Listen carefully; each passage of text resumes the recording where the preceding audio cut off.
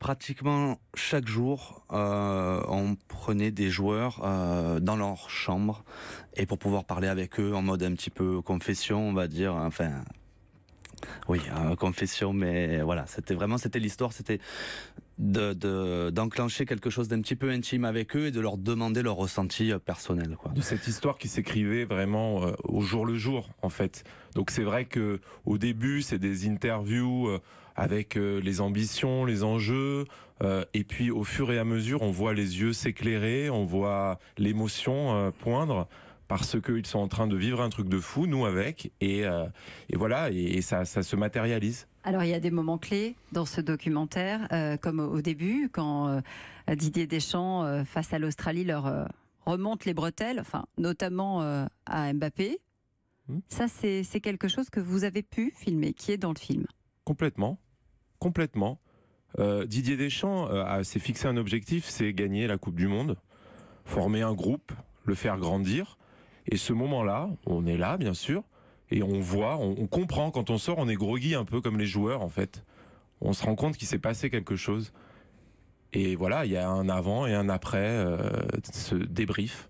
Il y a les moments de doute, les moments d'engueulade, et puis il y a aussi les bons moments quand ils chantent du Fugain, par exemple. Non, mais il y a des moments vraiment d'excitation et d'émotion qui sont très forts, quoi. Et Par exemple.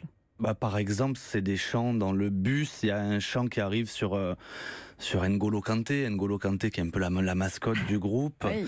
Et un entraînement 2 jours avant la finale, où on sent que les regards commencent quand même un petit peu à être différents, où la tension commence à monter et on sent qu'ils ont besoin de lâcher. Et il y a un chant qui monte tout doucement, mais tout doucement. C'est-à-dire que c'est un chant a cappella sur la chanson que tout le monde connaît, sur N'Golo Kanté, et qui monte tout doucement du fond du bus, en fait, et qui commence à se propager, à gagner. Et alors, c'est parti après, ça finit en explosion, et N'Golo qui est sur sa chaise et qui ne bouge pas et qui sourit. C'est un chant de supporter aussi. Voilà, c'était une façon de montrer que ils ne sont pas insensibles, les joueurs, à ce qui se passe depuis la France. Donc ils reprennent eux-mêmes les chansons de Pavard, les chansons de N'Golo Kanté. Est-ce que vous, dans le documentaire, vous avez perçu le moment où ce collectif est devenu justement un collectif ?